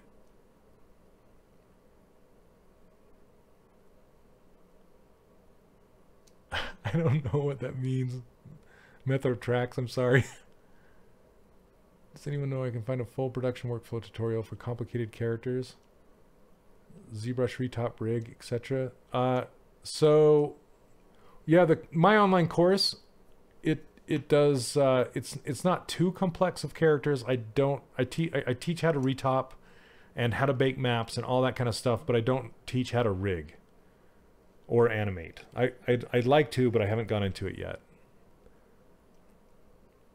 Kind of which Pixelogic would make a retopo on Git, however, people to merge their free brushes into. It's always fascinating to see the history of brushes. Yeah, for sure. Different folks tweak and redistribute. Yeah, they're all over the place, Dryader. When retopping hair, make sure to make a big... Oh, I missed that one. Big pot of coffee. Totally, Uberbar. Yep, you'll be there for a while. It's like a puzzle. Have you ever just tried modeling a head and just use Dynamesh? Night Shadow, I have. That's kind of, you know, that's for more of traditional sculpting, exploration, realistic head sculpting. It's kind of like if you want to get into it like clay, like traditional clay. I'll do that occasionally, but not very often. I just like blocking out big shapes. And there's nothing wrong with starting with a sphere and just going crazy with Dynamesh. A lot of people do that. It's just not my thing. So, and somebody was asking last stream about like why I blocked in the head with several spheres. Like, why did I make the head a sphere and the jaw a sphere and the neck another sphere? Why didn't I just create one sphere and just start stretching it out? And the answer to that is I like to have my volumes there. I like to visualize the thickness of things and the volumes of things.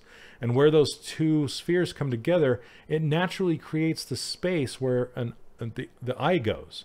So it's just these little helpers that help me kind of move along and figure out the volumes and the head shapes. So yes, you can do it the other way. There's nothing wrong with that. This is just the way I choose to do it. So that's just why I do it that way. So let's see. Any tips for a newbie? Yeah, just practice, man. Get in there and start sculpting. The longer you take and wait on sculpting, you just get in there. Just do it. Just do it. Just start messing around. And I keep, sorry to pitch my course, but I have a course and I just barely uploaded 10 brand new videos that are especially made for new people coming, people brand new to ZBrush. I sit down with my friend Adam Manoa, who's never really used ZBrush before, and I walk him through every single step of the way. So I basically say, I tell him what to click on, and you watch, and he makes mistakes, and I walk him through how to fix them, and I think a lot of people really like it. So it's been successful so far. Whoa, that's not what I want to do. And that's in there if you want to, if you bought the course and you like that. The new vids are awesome. Oh, great, thanks. I'm glad you dig them. So I never know, because his mic is a little off, and but I think it worked out good because he's a brand new fresh to ZBrush, like a lot of people coming into the course are, and I don't know what they don't know, because I've been using ZBrush for so long. There's a possibility that I could skip some steps, and then you're left wondering or hitting a wall, just going, what is this? Why you skipped this part? You didn't cover it. So I wanted to just walk somebody through by the hand and watch them kind of slip up and be able to course correct them and let them kind of, be successful right off the bat. And so I think it's like 3 hours worth of tutorials, 10 different videos, so you can kind of watch them at your own pace. And yeah, they worked out pretty good. What? I'm going to start Shane's course and help me so much. He gives you $10 every single time. Thanks for the plug. Ching. Oh, silly. Where's that? It is it is at 3dcharacterworkshop.com. So I just got through winter enrollment, but I open it every so often. There's the link. I do open it for enrollment every so often. So if you get on my newsletter, you'll get these free brushes right here. See all these brushes and my user interface and my ruler file. You'll get that for signing up for my newsletter. So what the heck happened with this? Why did I commit that?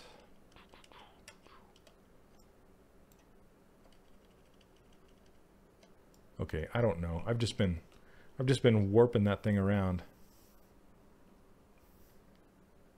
And I guess I committed it for some reason. There we go. That's where I want to be. So when you tap on the surface, it like commits it. Oh. Okay. You know what? I'm just going to commit that anyway and just start warping it around. Sometimes that's easier than trying to warp the actual curve around. Okay. Yep, no problem. How would you paint an eyeball in ZBrush and send it to Maya with the texture? So that's kind of tricky. So the eyeball in question would have to have UVs on it, and you would take a high resolution model.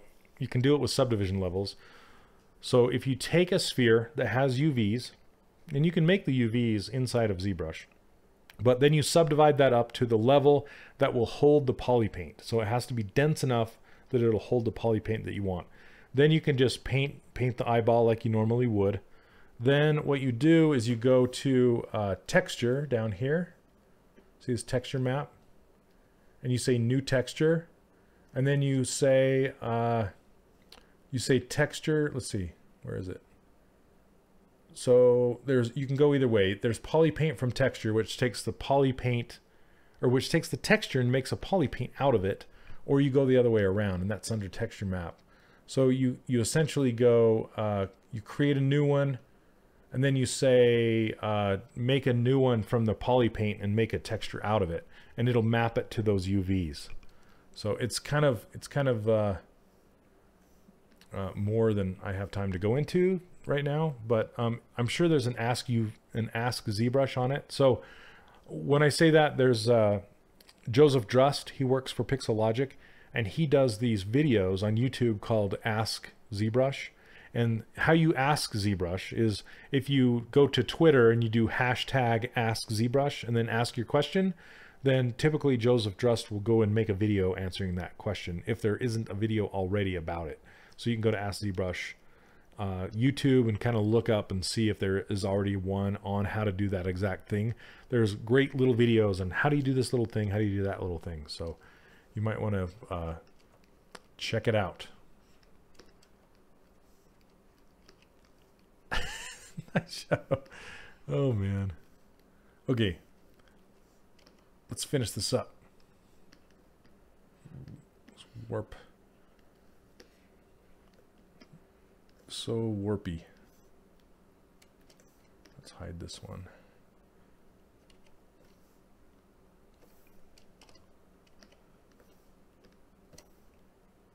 Okay.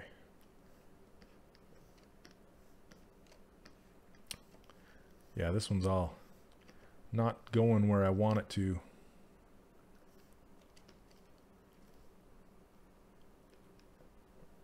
Yep, and they also have Z Classroom on pixelogic.com, and Joseph did a lot of those ZBrush Classroom videos. Yeah, he's a fantastic bucket of knowledge, that guy.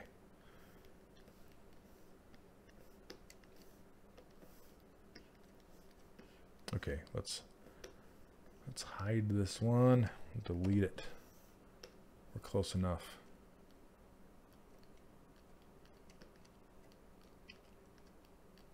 Ubi, like Ubisoft? I think he just works for Pixelogic, but I'm not sure.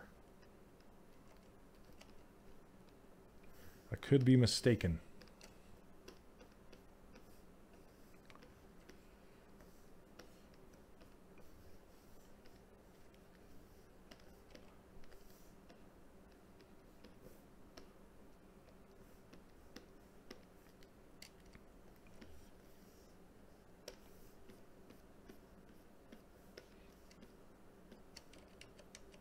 Too much. There we go.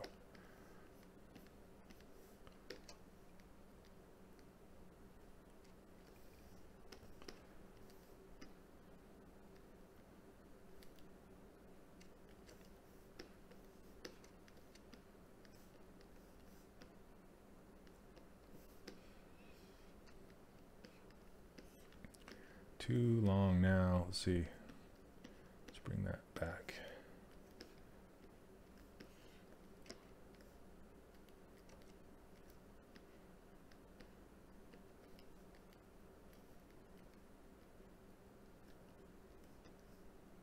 Trying to get it lay right on the surface so it looks like it could be realistic. So just floating in space.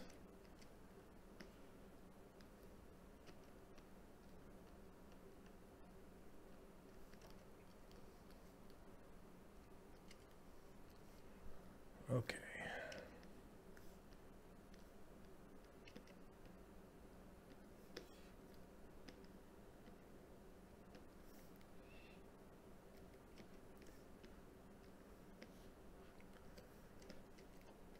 I think I want to adjust the thickness of this guy too, just to see how it's just one thickness all the way down.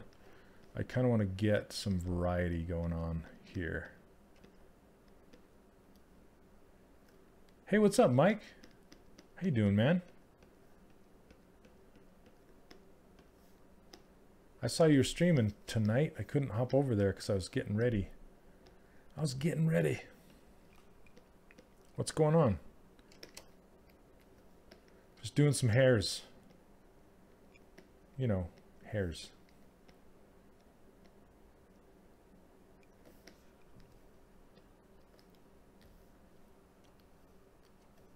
The PUBG. Oh, nice.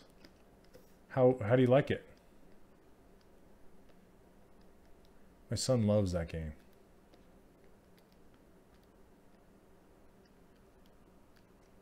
Oh no.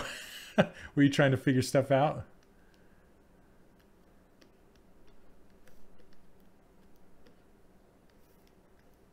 You're like, oh, watch me get killed all these times.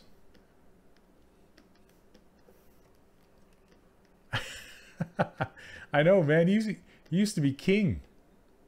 Like the Unreal King. I remember.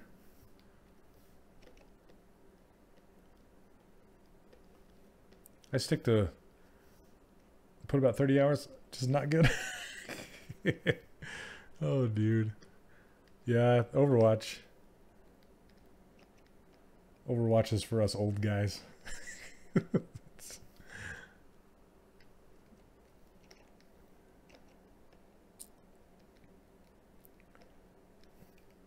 Us old guys can't shoot no good no more. Oh, man. Like, speak for yourself.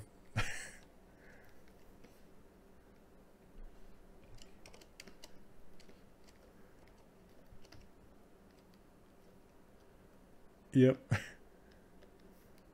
That's why I pick characters like Junkrat. Because he's like, area of effect. Don't have to be the best aimer in the world. Just shoot in the general direction. Hope it hits something.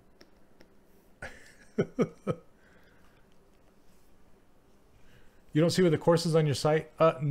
No. It's so I only open up enrollment every so often, and I do that because I do give student feedback, and I don't want to get overwhelmed with too many students. My microphone is falling off my face. Oh, come on, microphone. My little, it's a little sticker and it sticks.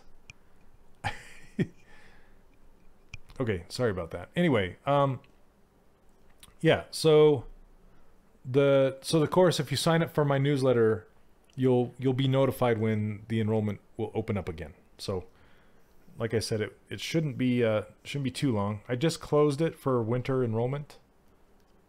Yeah. There are pre-recordings.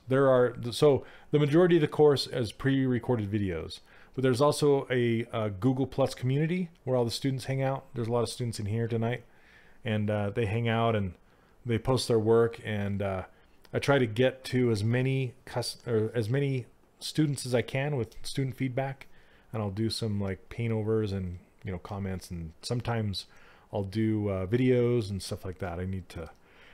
It's been crazy busy lately, so I haven't had the chance to do a bunch of them, but I want to get back into it because I'm kind of slacking. But yeah, so far it's worked out pretty good.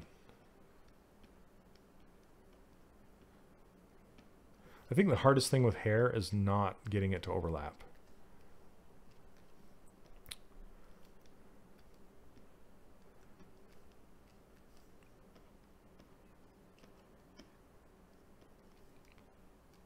How long does the class last? It is a lifetime access. So like Zbrush, once you're in, and updates are free.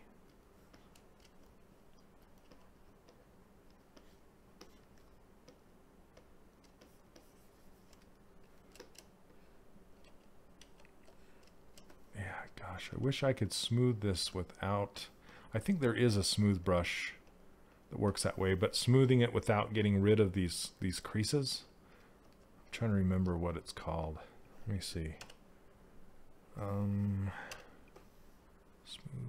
brush. Where are you? I think it's called directional. Smooth directional, smooth crease.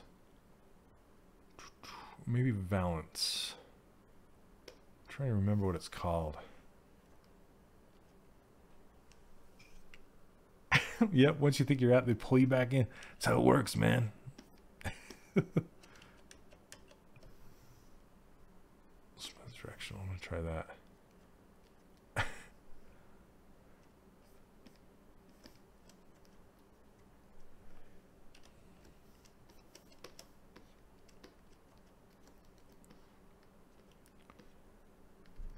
All right, I'm gonna add some color to this.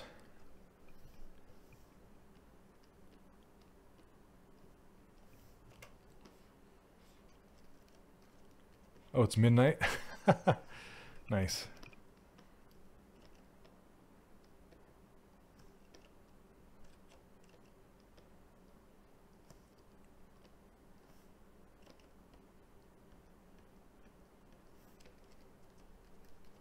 Oh, thanks, Mike. Yeah, you draw L's all the time, man.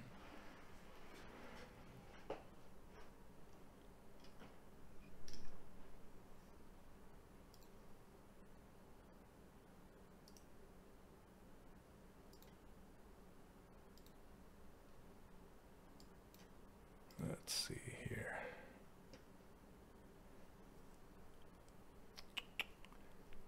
I'm just going to put a couple more hairs in the back where it's all bald.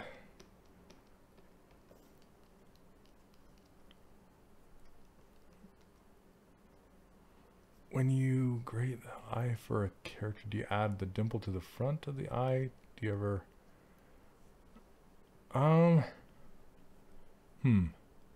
I'm trying to understand your question, Night Shadow. I think you meant when you create the eye for a character, do you add the dimple to the front of the eye? Just go wait a few. So, no, I typically don't, unless I'm doing some kind of a realistic character. Depends on if I'm going to render it or if I'm going to make it a game character. Yeah, it all just depends. Yep, things will click, and then you'll be able to use all your traditional skills on 3D models. Absolutely. I can sculpt in wax, clay, even wood. Wish I could sculpt like that on my PC. Sorry, I missed your question, Raven. Yes, absolutely.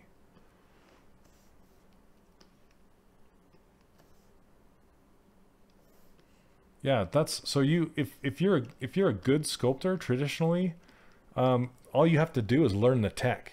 I mean, I say it like it's easy, but I mean, you have all the art skills and sculpting skills down, then yeah, all you need to do is just just learn how to get in there and get sculpting. For sure. Oh. Nice. Okay, okay, attentive slug, how do I keep the number texture on your ruler if I merge down several subtools? Don't merge the ruler into anything because you'll lose the texture. So just leave the ruler kind of by itself. Don't merge it in with anything. Auto cucumber. All right, here we go. Let's go back to this brush. Mike, I think you'd love this hairbrush, man. I'm loving it. Let's do this white cover. Let's do...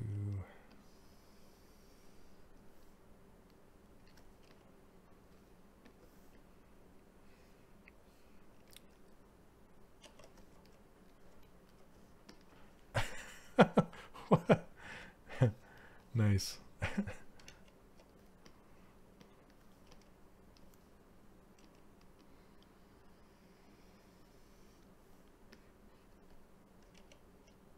Oh, stop it. Let's see. Subtool. I'm gonna bring this back and draw it on here instead.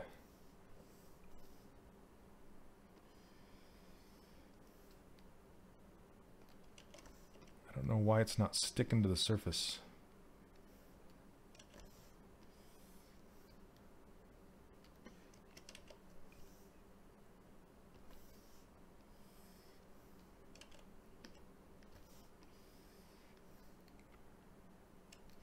on, you. I don't know why. It's having troubles. Oh, jeez. Stick to the surface.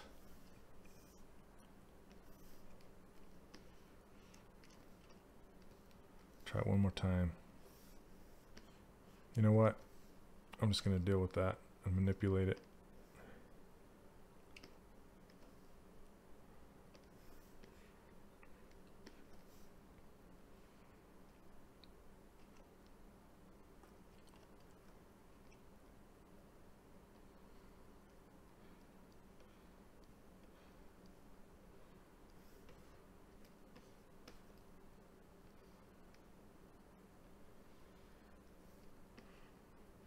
Okay, that's just going to have to work.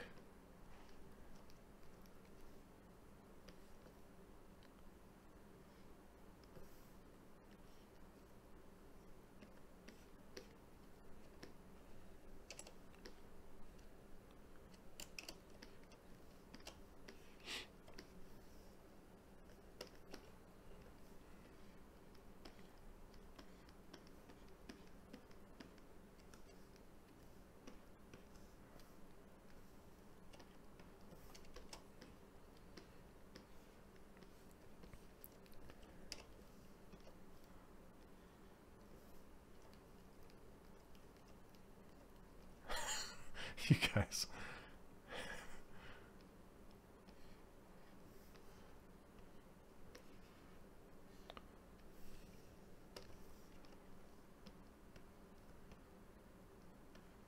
It's like a pickle trap.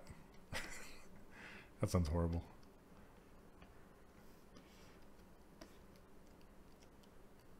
Did Mike take off?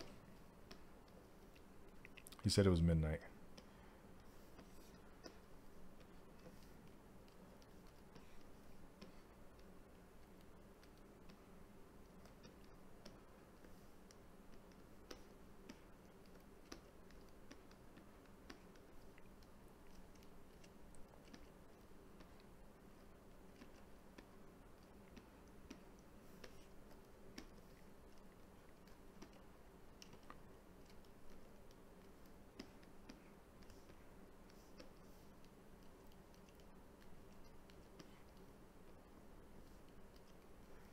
Alright, you guys, I'm going to finish this up for tonight.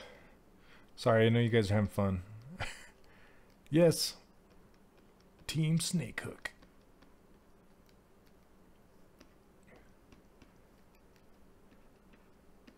And I'll probably just keep going with this hair and fill in the rest.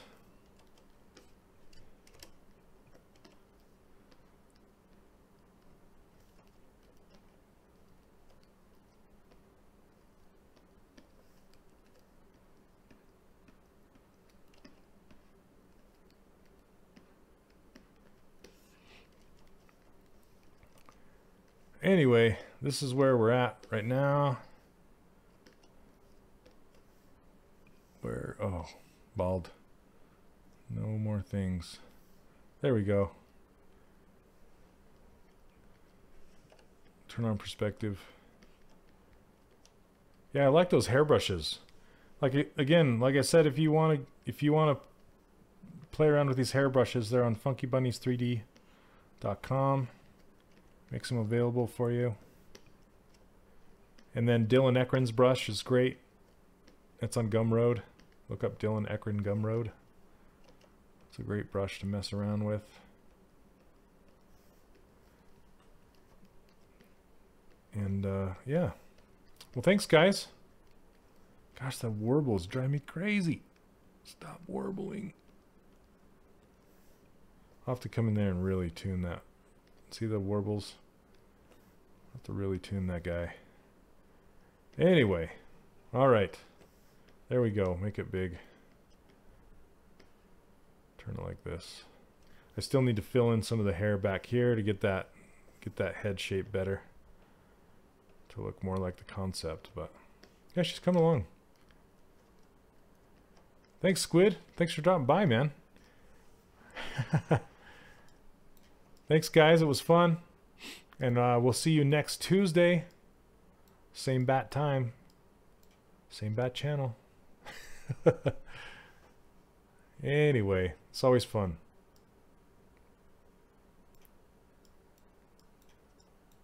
Need to figure out some more stuff with her. Get her colored. Yeah, should be fun. Anyway, thanks guys. Maybe we'll do the cowboy some more next next stream. I'm not sure. We'll see. We'll see what I feel like. It's always kind of a grab bag these days. So anyway, thanks so much guys, and have a great evening. Have a great week.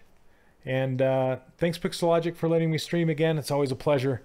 And let's see, what's some news? So the Zbrush Summit is coming up, I believe, in September.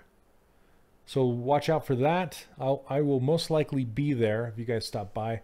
I went to the Form Labs Roadshow. I believe that's going to San Francisco and New York. Might want to check the dates and times if you live in those locations. Really great show. Then I have my online 3D character workshop. So if you guys are interested in learning how I do this stuff, I have that. You can go to 3dcharacterworkshop.com and sign up for my news group. And when you get that, you'll get all these brushes, not the hair brushes, but you'll get these brushes down at the bottom of my user interface, and the user interface and my ruler for free. So anyway, thanks guys, and take care, and we'll see you next time. Have a good one.